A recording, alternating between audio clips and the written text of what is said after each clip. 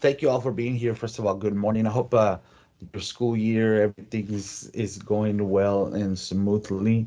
Again, I appreciate being here. I appreciate the invitation and just sharing a little bit about creativity on Adobe Express. I think creativity is extremely important for it allows our students to showcase their learning, their understanding in an alternate way.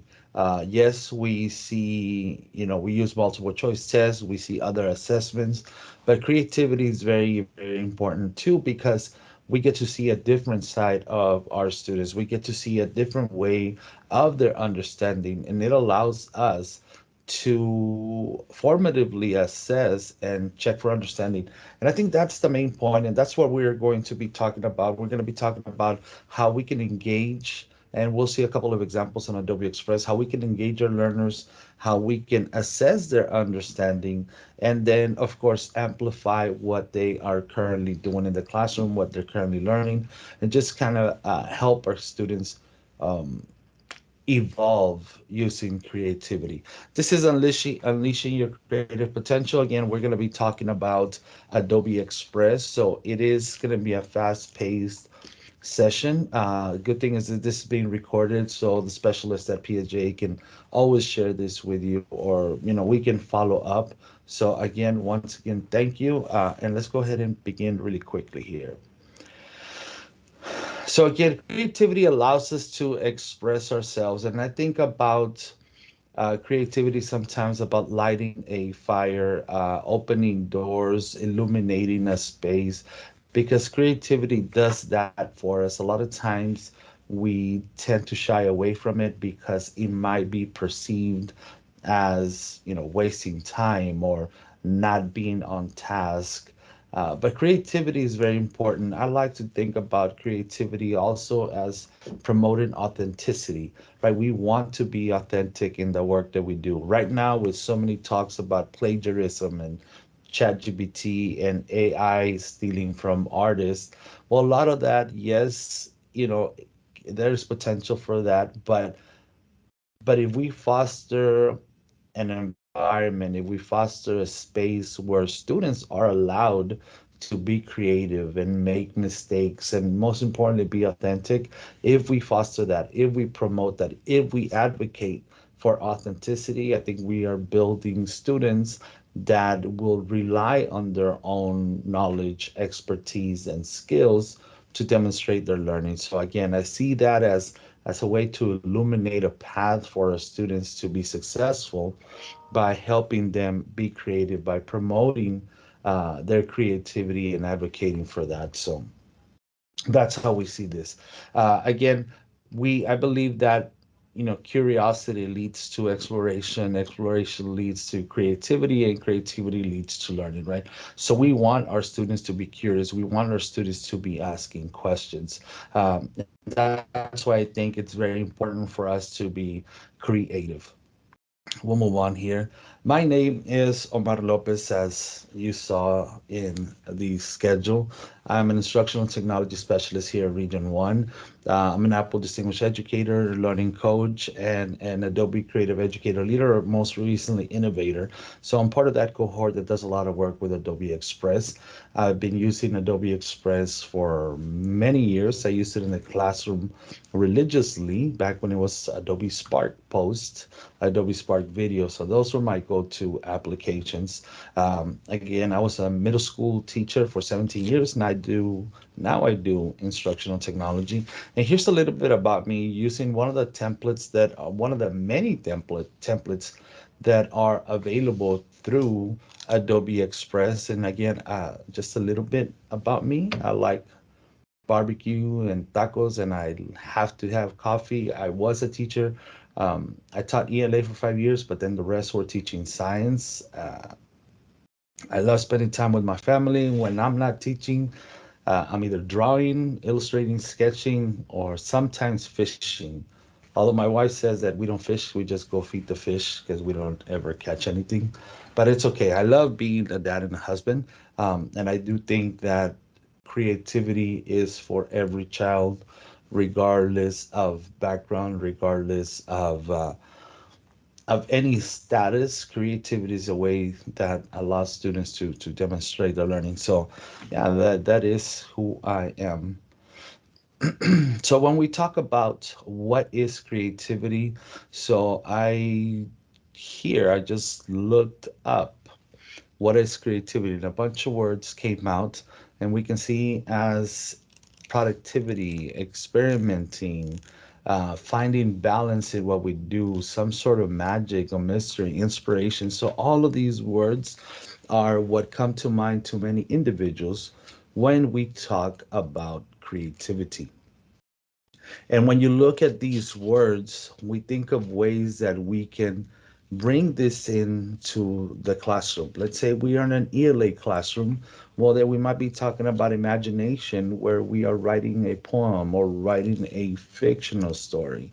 When we look at ingenuity, we might be looking at what some of the early settlers had to come up with, so they can be able to, so they were able to survive. Originality, same thing. Looking at business models, looking at part of PBL, solving problems. That's where invention, innovation, and vision come in. So now that there are going to be some changes to the science teaks, now that we're getting a lot of engineering design process in some of our curriculum, in what's being required by the state, a lot of these skills that are all closely related to creativity is what we have to be talking about in our classroom, right? And we should never forget to be, being playful in the classroom and letting students just take risks and be creative and allowing them to express themselves. In fact, the very first project that I did when I was in the classroom with my kiddos was a Spark graphic, or I'm sorry, Spark. You see how long it's been in Adobe Graphics, where they tell me about themselves, sort of like what we saw here, right? Now, in this image, yes, there's text, there's information that it's very evident, but at the same time, you'll be able to see more about your students based on the colors that they choose, based on the pictures that they choose, based on the icons, the graphics, all of that. That's going to tell you a little bit more about your students, because they're expressing themselves, right? And then you'll find that they'll have unique talents. Some of them will discover that they can do an animation even before you tell them that they can do an animation. Some of them will discover that they can download, excuse me, a PNG with a transparent background even before you download a PNG with a transparent background. So all of that is part of why we foster creativity, of why we have some sort of creative aspect in our lessons. Again, creativity fits into every part, every section of your lesson cycle, from the time they come in to the way you evaluate your learners. Creativity fits into every part of it. Now, while we are here, I do encourage you, and I'm sure Claudio talked about this, um, but there's a community of creative educators. So if you follow Adobe Express on Twitter, and if you tag Adobe EDU Creative, you use the hashtag Adobe EDU Creative on all the work that you do, you'll see that you'll connect to wonderful individuals that are all about creativity in the classroom. Um, and not, and I hate to say this because I'm talking about Adobe Express, but it is not only Adobe Express. There are many tools, applications that are at our fingertips, where we can foster creativity. But again, nonetheless, you can connect with wonderful individuals on social media by using the hashtag Adobe EDU Creative, whether it's Twitter, Instagram, and there's also a couple of great Facebook groups. So let's go ahead and get started. Right now, I'm going to jump into Adobe Express, and we're going to go through some how-tos on how we can start talking about or bringing in Adobe Express in our classrooms. So I'm going to come back home, and I'm just going to go over an overview of the platform here. So I log in with my regular Google account, the same Google account that I would use for my Google Classroom, sign in through Google. All of the tools are free. All the premium features are free because you are a K-12 institution. And if you are not, just reach out to your instructional technology team with Miss Anaida, Valentin, Marco, Debbie, all of those folks there. So that way they can find out where we need to get you the free Adobe Express. And again, all features are available for all K-12 educators and their students. So even the branding part that is not part of the free, you'll be able to see everything that's there for you and your students. So again, as you log in to Adobe Express, you might see this beta. I'll just quickly jump to it so that so that you can see a little bit on it. We're not gonna spend time in it. I'll just show you some of the beta and some of what will be coming here. So you see it's a little bit different. It's got some AI features. It's got a little bit different templates. And I don't even know if I should be showing you this, but since we're talking about Adobe Express and creativity, and we talk about risk taking, so here it is, just a little bit of what Adobe Express is in the works with that beta features. Again, a little bit more social media and a lot of AI in possibilities there. This is the Adobe Express that we currently have. The beta's coming in soon, so you'll be able to see that as well. But in the templates, you are able to see another popular application with templates is Canva, right? So you'll see templates for posts, for collages, for posters, for flyers.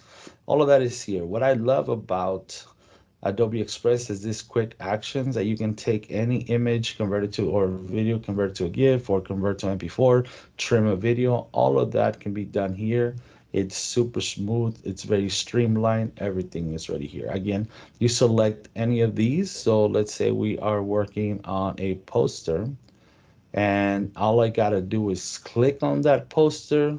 It opens up, and then I have all of these templates that I can come in here and remix. Remember, that's the word for changing and making it our own. So if I want to use this, because it's talking about barbecue, so you know what, I can just click on this template as I did right here on the left side, and I can start changing things around here. Now, it is very easy for us to know what we are working on when we look at this poster. On the left side, we have the media. So on the left side, we have media that we can add. On the right side, and I'm gonna ungroup this here. On the right side, we have the edit and the format options that we can use to change the content in our poster, in our graphic, in whatever it is that we are working on, right? So again, on the right, we add text, we add photos, some shapes. I love the shapes, and this is very good to get started with your students. Assets, just to make our uh, illustration or graphic more dynamic, and even backgrounds. On the right side, then as you can see, since I have text selected, I can edit the text. I can change the color of the text. I can change the font, and I can change the size. I can also resize by dragging it from the corner. Let's see if I can make it more like a barbecue color here. That looks more like barbecue. But since it's getting lost, I can come in here and on the right side again, since I have text selected, I'm gonna give it an outline, and that looks a little better. And right there. That was a text. When I select one of these images or a graphic or a shape, notice how right now I have them currently all grouped. How do I know they're grouped? Because there is a blue outline around the shapes. So right there, the fact that it is blue tells me that they're grouped. Well, up on the right side, I have the ungroup button. and now it's white. Once they're white, I'm gonna ungroup again. Once the outline is white, then I know they're ungrouped and they're single or individual elements. How do I regroup them? Click. I'm gonna hold shift on my keyboard. Click, click, and come back to this button and they're grouped, and notice how it changes to blue. So that's a regrouping, and that's I'm working with directly with the shape. I'm going to ungroup them just so that we can see how we can change the color. I'm going to select one, and notice it tells me here edit shape. Initially, when I selected the text, it told me edit text. When I select the shape, edit shape. So it's very easy to for us to see what we are working on, what we are currently uh, formatting by up on the right side. Again, we can change, and this will be changing for us. Now we can make it more transparent. This is the opacity of the shape. So any color that we have, we can do this with letters. We can also do this with shapes. We can flip them or flip them. Well, I don't, it's even if I flip it vertically, I'm sorry, horizontally is going to be the same thing. So that's one thing. But I'm going to show you something since I'm already here playing with these stars. Notice how they're overlapping here. Well, that is Adobe Express has this option or this feature that is really great for us to move some things around. So right here, there's a layer order. Let's say I want this at the very front, so it overlaps the other ones, or maybe I want it at the very back and it goes behind the other ones. So that's one way for us to organize the layers on objects and it also on text. So anything that we have here becomes part of the layers. And I'm going to show you here up on the bottom right of your screen, on the bottom right, you see this where it says a 10 plus where my cursor is currently. I'm going to click on that and this gives me all the layers. Notice how currently I have one, two, three. Those are all, they're all individual because they're all individual assets or icons or shapes. When I click on this one, notice what happens. It says open group. I can click on the group and now I see I can move these around. I'm still looking at my layers here at the bottom. I still have the group selected, but I can click on my layers again and then go back to see all my other layers. I can move things around. I'm gonna make this a little bigger so that you can see how it's gonna overlap the text. But maybe I don't want overlapping that text because I can see it. Well, now I can click on it and maybe bump it down, bump it down. There you go. Now it's behind this text. So that's the layers on the option here for this graphic. What are some things that we've covered so far? Well, when we came in and we saw this template, we changed, the first thing we did was change the font. And again, we do that from right here on the top. We changed the color. It used to be this red, but we went to a barbecue color. It was red, but we went more to barbecue because it's talking about barbecue. I changed the font size. I went to a 36, but then I grabbed it by one of the corners to resize it right there. And then I added this outline. Remember, I told you it's kind of hard to see. The contrast is a little challenging there because they're both dark colors, but we give it that outline so that we can make it stand out. Again, when we talk about being able to engage our students, one of the ways that we engage our students is also by providing accessible content, by providing an accessibility feature.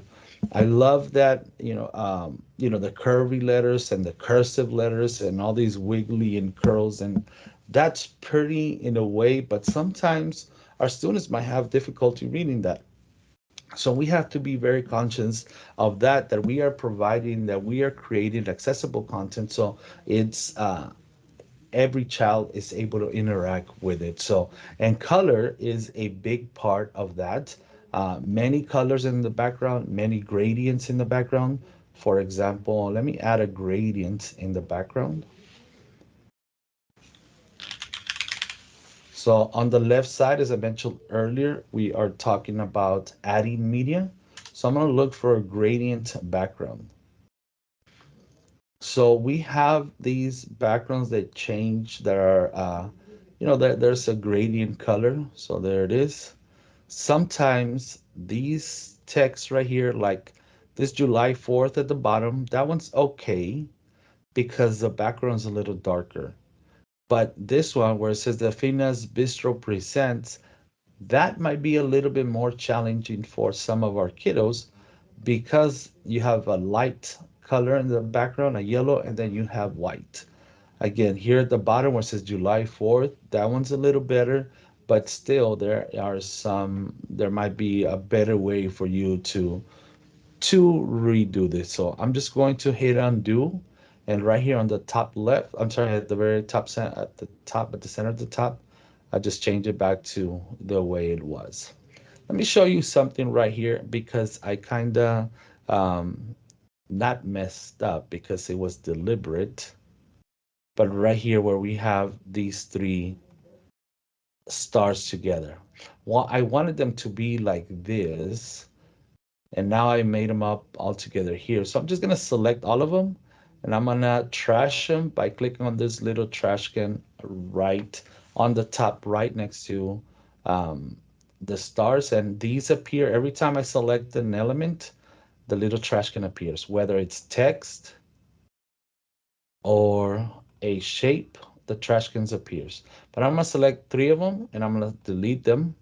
And I'm gonna come back to the left side and I'm just gonna, there's a couple of ways I can duplicate. I can do Command D on your back keyboard, Control D on your Windows keyboard, Control D or Command B. But there's also this option here that says duplicate.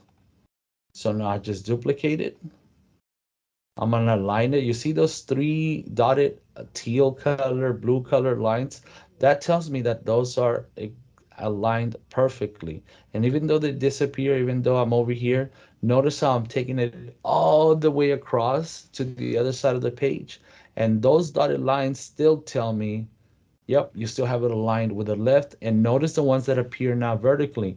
That tells me now they're aligned with the ones on the left and they're aligned with the ones on the bottom right. So this is a wonderful feature for you and your students when you're talking about again a balanced graphic. When you're talking about the information that goes on a graphics, this is a great way for them to show or to see how you are adding your elements and making it balanced and aligned um, just in our illustration.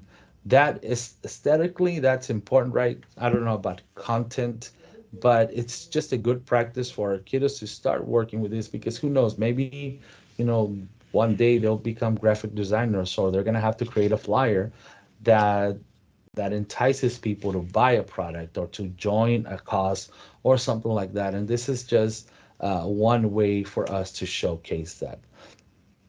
So again, we have all the layers on the bottom left. We can group and ungroup. We can change the text. And one of the things that fascinates me about Adobe Express is this way to format the text. So right now it's all caps. And the way we got it circular, back in the day when we had to use word art in PowerPoint, remember those days? Well, those days are over because now we have the curved feature. So we can make it a circle. We can make it a half circle at the top or a half circle at the bottom. And this is the beauty of it. So what we do here is change not necessarily the alignment because we have the left align, center align, and then right align. But then we also have this option here where we get to curve our text. And why would we want to do that? Well, that's just to bring attention and to make it more fit perfectly with what we are working. Again, right now we're just going over different skills and different buttons and features in Adobe Express. We haven't gotten into any content yet, but it is important. And a lot of times, and like I said, it is important for us to cover some of these skills. And a lot of times we are going to spend maybe a whole day just teaching this to our children if they're not used to it. I was fortunate enough that we used it in my earlier grades, so by the time they got to me, the kiddos were familiar with it. So it's just a refresher. But it's important for us to cover some of these skills. Eventually, they're going to be asking you to do this on their own. Um, for extra credit or just to extend the assignment or just because it's an alternative way for them to show you that they're learning. So they'll ask you some of this too. So here's where I change the text. Again, I can change the font. I can change the spacing in the text. I can make the letters uh, more tight or closer to each other, or I can make them even more spread out. So you can play with that. If necessary, we can add a shape around it.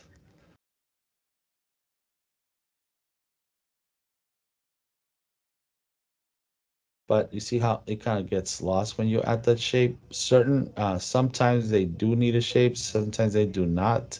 So I'm just gonna turn that off so it goes back to where it was. And I'm gonna change the color back to where it was. Again, here we change the color, here we change the shape of the text, and we can even add a shadow. Right now, the shadow it's a little hard to see because we do have a black background there.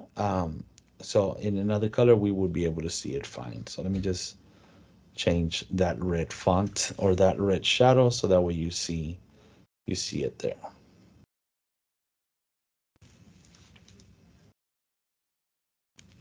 Okay, so that's on editing the text. Again, we make our changes here. After we are done, we will make other changes on the left side. But let's come back to our home page on the top right. We have home. We have all the projects that we've been working on, and I can sort by graphics. This is the page that we just saw earlier, and I don't have any videos here, but let me show you the other videos. So I'll just show you an icon. So like this icon right here, that tells me it's a video. Let me go back.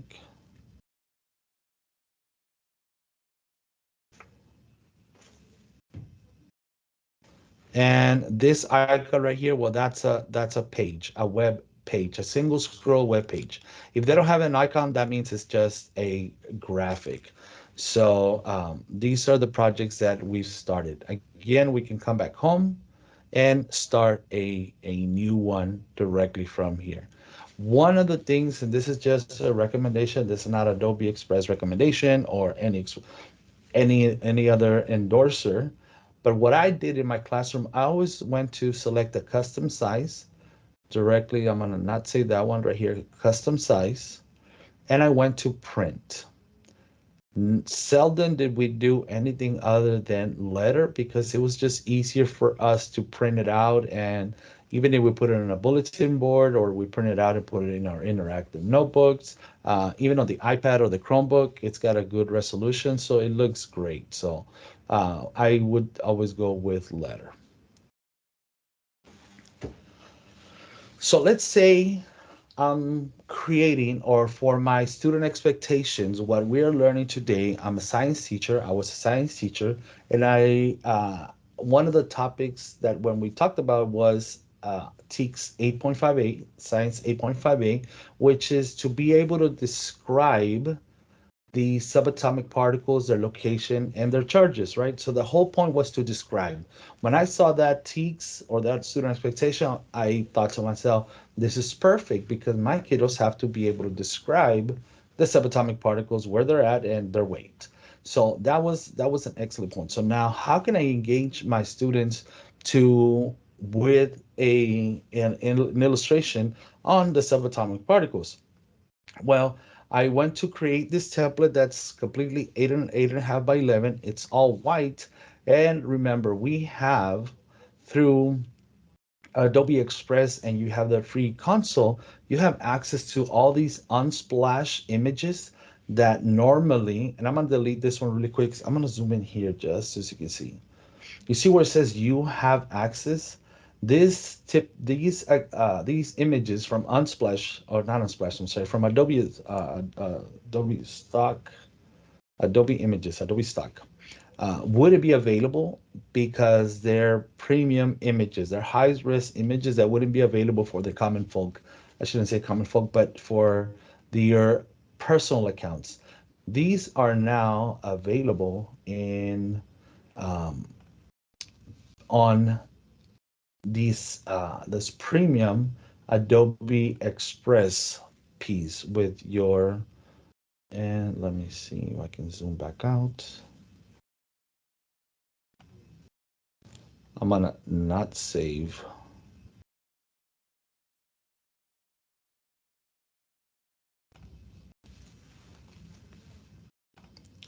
So I'm gonna go back to print, letter, and next.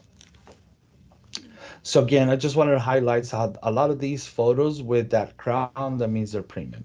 But I'm gonna look for atoms, because we're talking about 8.5a, the structure of atoms. And I have tons of photos here that I can select from.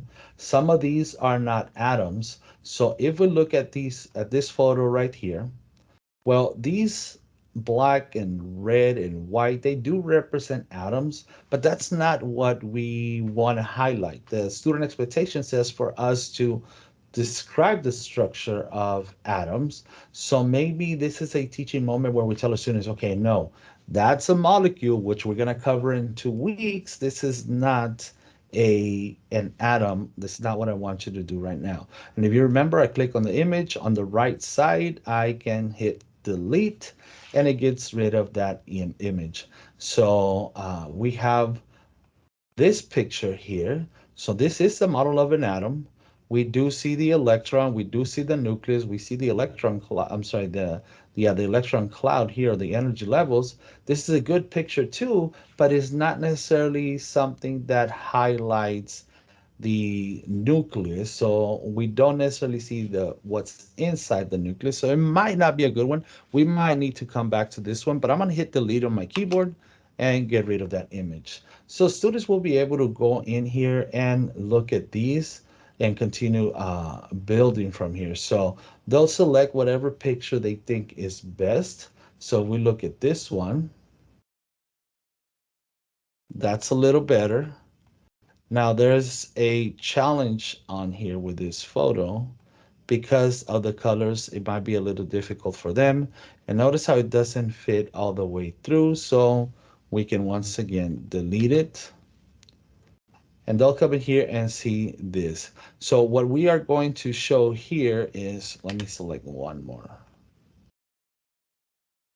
And this one is better. So one of the features that we see, and let me see if I can amplify this.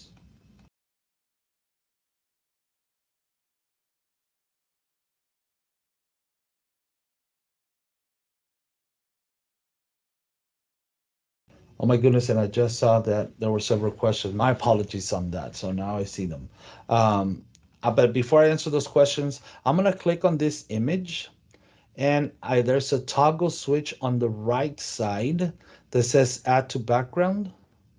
And so it adds the picture to the background and it takes up the whole page there. So that way you don't have to resize it. Now, so that is one thing. I can turn that off.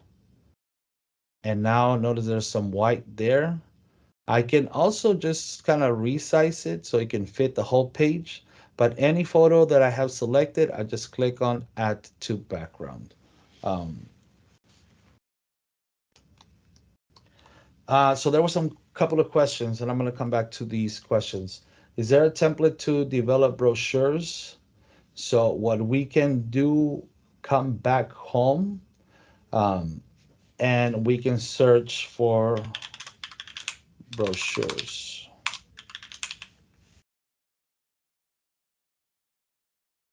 So then you'll have all of these different brochures that you can develop from. Um, So yes, so these are the templates for the brochures. So yes, we can have brochures and students can create these, or you can create it for a club or organization or a meeting that you have there. So yes, you can use brochures here. The other question was Adobe was freezing on a district laptop. I'm not too sure. That could be a network thing. But it shouldn't be freezing on you, so that'll probably be a technical issue there. And does it connect with Google Classroom to assign to students? There is a way. I am on a different account that I wouldn't be able to show you, but there is a way where you send the template directly to your Google Classroom. Um, I try not to do that because to me it just feels better for me to open that link or grab that link and send it to Google Classroom on the stream. That to me is a better approach. I try not to link other applications. Like Edpuzzle, you can link to Google Classroom. Other applications, you link to Google Classroom. I try not to do that, so I'll leave that on its own, and I just grab links to share with my kiddos. So I'm gonna come back to the same project that I was working on, and notice how a while ago, before I went into the brochures, I just backed out of that project because everything saves automatically. So I can just come back here and everything is in this picture or in this template that I was working on. So I have my picture. My picture's taking up the whole background. Now I need to come back and add some text. Remember the TEKS, the student expectation was to describe the parts of the atom. So here, I'm gonna give it a title, and on the top left, I reword or edit my text. So here is parts,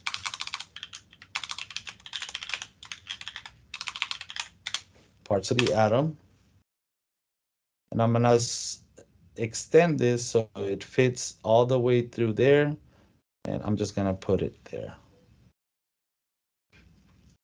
Uh, so the work that is done in Adobe Express saves on Adobe Express. So it stays on this account. However, once the child is done, and I'm going to show you in a minute, they can download it and then upload it to the Google Drive. So if they need to post it back to Google Classroom, they'll be able to do that.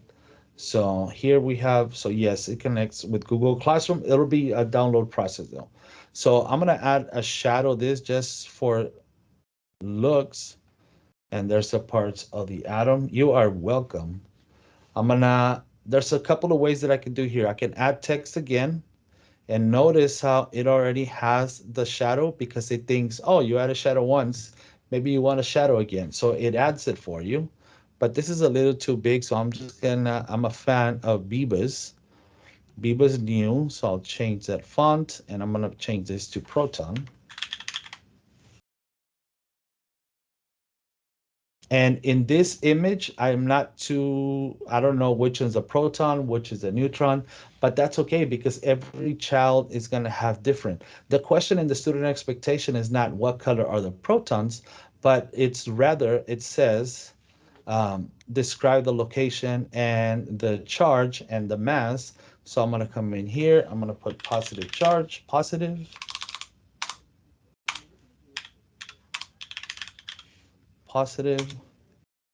1 AMU. And because I do want this to be a little different than the actual header, I'm gonna change that font. I just select one of these and make it a little smaller.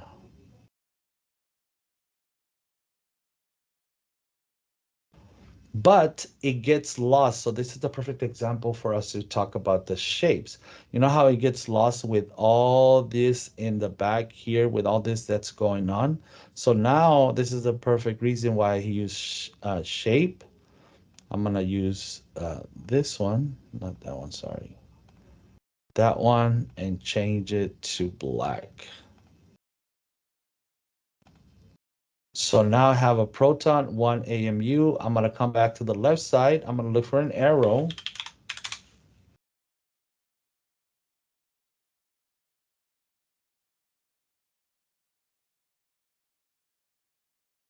And I'm gonna point to the blue one there.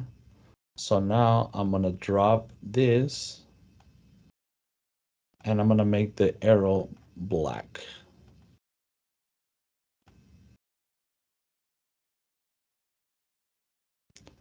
Perfect. So now it's telling me the proton, positive 1 AMU. Now I can duplicate this.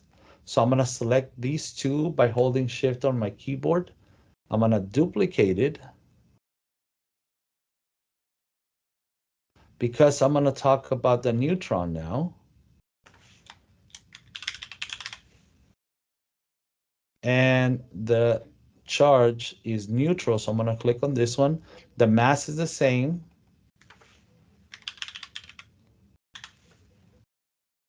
but now my students are just going to point to the other one. And again, they don't need to know which one's which one, if it's the red one or the blue one. In the start test, it's just they're all going to be gray color or black and white, so it doesn't matter. Notice how my star is over, I'm sorry, my arrow is overlapping the letter O. So I'm just going to come here and I'm going to drop it behind my text. So that way it's behind my text. So now the students are adding the parts of the atom, the proton, the positive, sorry, the charges, the location. We can duplicate this process again for the electron shell. We'll duplicate this process. So once they figure this, click, click, and then duplicate. Now they can just, all they have to do now is start changing the electrons, changing the parts of the atom and making, you know what, let me, since I'm already here, just so that we can have it finished. Electrons, negative, and no mass.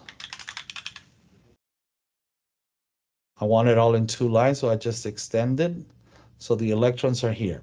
Okay, so now I have my poster. It's selected. Everything is done. I could have done this together with my kiddos. I could have given them this, and I could have just put everything off to the side and tell my students drag and drop, right? So there's several things that I could have done from here. I could have done it myself. I could have walked my students. I could have told my students, okay, we saw the presentation. Now you do this. We went through the slides, or you watch the video. Now create a poster. But up on the left side, I'm sorry, yeah, up on the right side, you have animations. So you can animate the text. There's a dynamic where they move all over the place and then they go to where they're supposed to be. Sometimes they flicker, we change the colors. So you can do some animations and then export this as an animated GIF or GIF, whatever you call it. You can do on the photo, you can do a zoom on the photo, and you're still pointing to the blues and you're still pointing to the reds and it's still electrons at the top. So you can do that, or maybe a zoom out. So these are some of the animations that can be done from here. I have found a way to do an animation for both. It's either the text or this one or the images. So this is done. And a while ago you mentioned, can we link it directly to Google Classroom? Well, it's easier for us. Well, my recommendation, because I found a way, I can download it as an MP4, which is this little video, and I'm going to do that now. So that way it keeps playing in and out. or the students can download it as a PNG and then post it in Google Classroom. My recommendation is if you're going to print some of this work, what's obviously not going to have the animations, but you select PDF and you download as a PDF. So there are all my projects. They're downloading. That's the one of the ones right now, that PDF. Um, so all of these, when you download, the kids will have it. Now, let me move this here.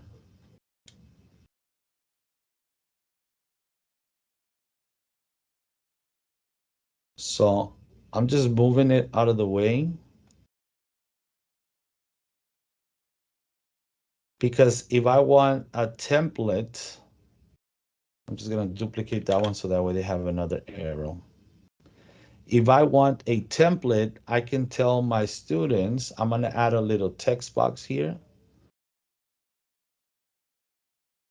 And I'm going to tell them drag and drop the labels to where they belong. And then delete this box. So I'm just going to make this smaller. So these are the instructions for my students. Drag and drop the labels and, to where they belong, and then delete this box. So if I wanted to share this template, and we're going to do work on a drag and drop, I can share. And right here on the top left, top right, I'm sorry, I can have them make a template. So if I share this link, obviously the students need to have the license, which they do if they're K-12. Got it. Atomic structure. Let me see, my science library should pop up, or just my library. Save template. So now that template link is being created. So every time I'm gonna, can I copy this? It's gonna open up this template, and every child is gonna get a copy of this with that link, like it's opening up right now. Everybody gets their own copy, and then they can start formatting it to make it make it their own, to drag and drop. Now that is one way, but you're kind of limiting the creativity part as far as adding the images. But it's a great way for, in just a few minutes, the students will be able to drag and drop, and it's like a start 2.0 question, and label the parts of the atom. Now, once this is done, if you want to take it a step further,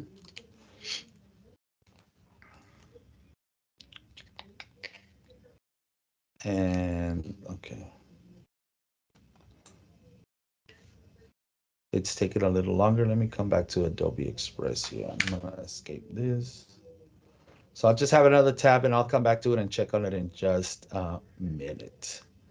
So, but what if we are the students and we have about 5 minutes before I share the link with y'all? Up on the left side, I click on that plus, and I'm gonna create a video. This is just an example. I'm gonna show and tell what happened. So there are different templates that they can do, but I'm just gonna make up my own. And we typically do this because we like to start with a blank template.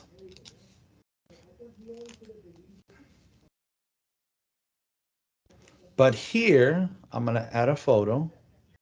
And once again, I'm gonna look for atoms.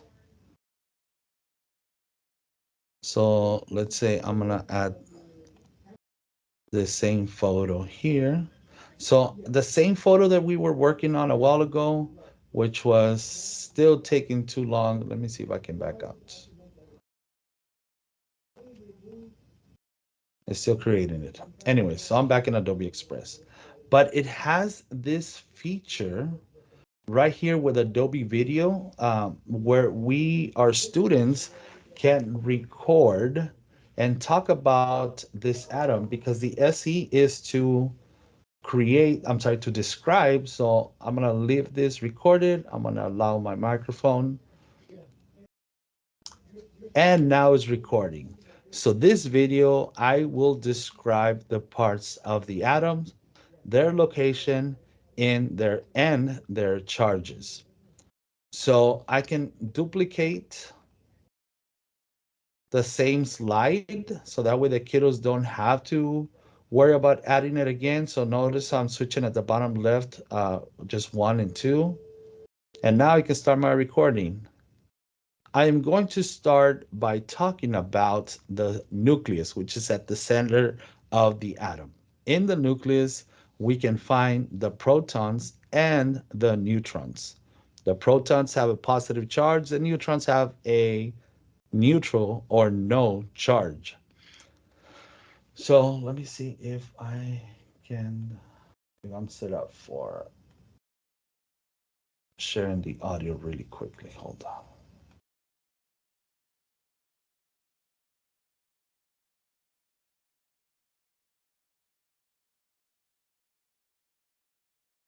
Let me play it. I'm going to start by talking about the nucleus, which is at the center of the atom. In the nucleus, we can find the protons and the neutrons. The protons have a positive charge. I don't think you're sharing. I'm not sharing the audio. Or no charge. Um, but the students can record directly this on this slide and create their own video. Now, when it's time to download, it's the same thing. It'll just download a video. And unfortunately, it does not have captions available on here. One, not necessarily a workaround, but one of the ways that we've used it when we talked about Telpas is that I'm gonna, oh man, it has a split layout. And in the split layout, students type their script and then read, right? Because if you're talking about that, but students are allowed to prepare a script. So sometimes we ask them download it. Sometimes we ask them to write it and they'll put it right next to it, and they feel more comfortable when they have it there. Yes, they're reading, but it's okay. We are assessing that they understood the parts of the atom, and it's okay for them to write it because we probably would have told them, okay, write a summary or answer these questions. Where's this? But if they're formulated and now they're talking about it, then it's like killing three birds with one stone, or like Chuck Norris will kill two stones with one bird, right? But anyways, that's a different idea. But yes, that's what how it we would be able to do it, and then it just exported, and I just exported it. It downloaded as a video, and that video can then be put onto Google Classroom. I'm gonna share the link that you all need to fill out. I appreciate you all once again for being here. Oh, there it is. Thank you, Miss Anida. I appreciate that. I was about to post it on the chat. So please do complete that survey. And I have, thank you, Miss Anida. Up on the screen, I'm gonna go back to my presentation because my email is there, or so let's see.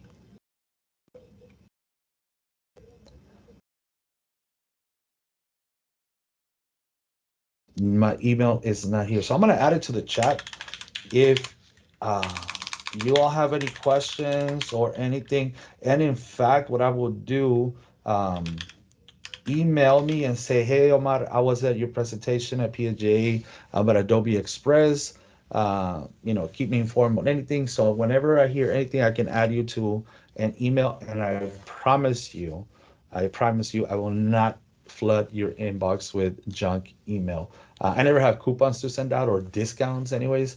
But whenever we do have, for example, we're thinking about bringing Claudio and his team back in December.